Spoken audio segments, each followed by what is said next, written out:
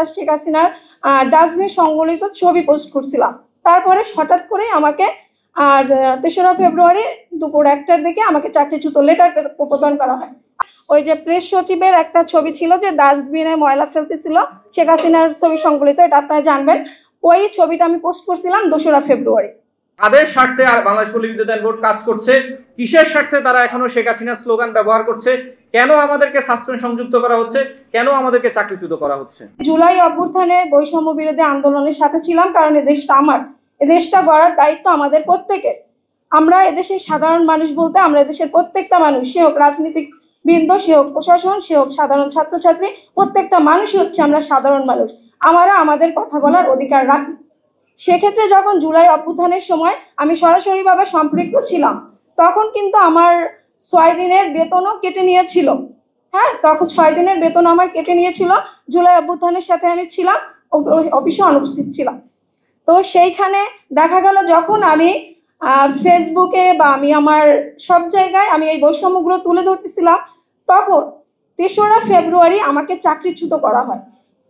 এই সরকারের আমলে এসে এই সরকারের উপরে আমাদের অগাধ বিশ্বাস, আস্থা, ভালোবাসা, সেটা আপনারা দেখতে পারবেন। আমার ফেসবুক যেটার কারণে আমার কারণ দেখাইছে, ফেসবুক কারণ, তো সেটা আপনি ঘাটতেই দেখতে পারবেন যে জুলাই আগস্টে আমার কতটা অবদান ছিল।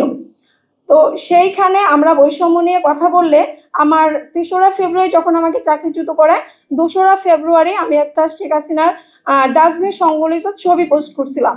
তারপরে হঠাৎ করে আমাকে ৩রা ফেব্রুয়ারি দুপুর ১টার দিকে আমাকে চাকরিচ্যুত লেটার প্রদান করা হয়।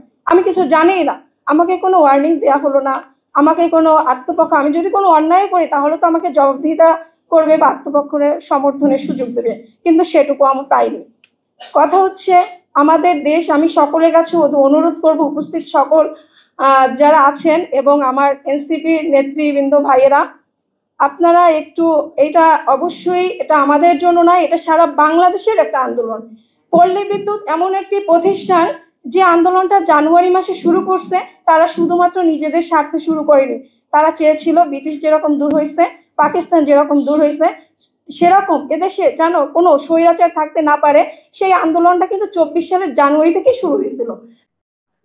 সাসপেন্ড করা হয়, ডিজিএম মহোদয়কে সাসপেন্ড করার জন্য যে অর্ডারটা করা হয়েছে, ডিজিএম মহোদয়কে সাসপেন্ডের জন্য চিঠির যে ড্রাফটিংটা করা হয়েছে, পত্রিকার যে জনসংযোগ পরিদপ্তর কপিটা সংরক্ষণ করেছে, আপনারা দেখেন সেখানেও শেখ হাসিনার উদ্যোগ এবং মুজিব শতবর্ষের লোগো রয়ে গেছে।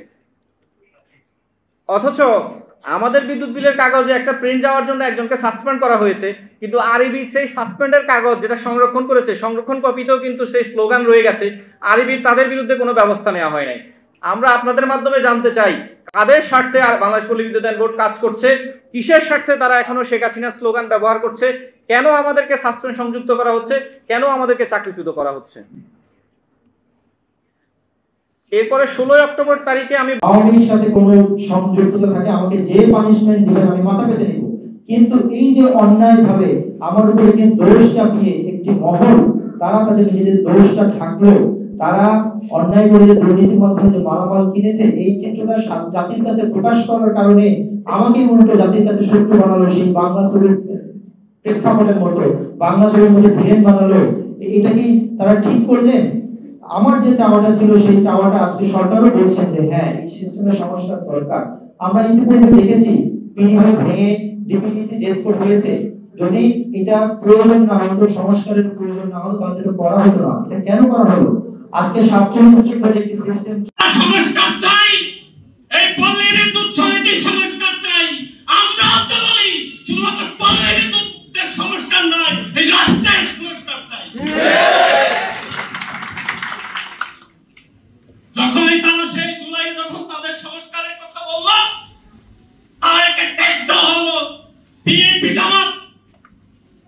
আর জুলাই অভ্যুত্থানের পরবর্তীতে এসে এই জুলাই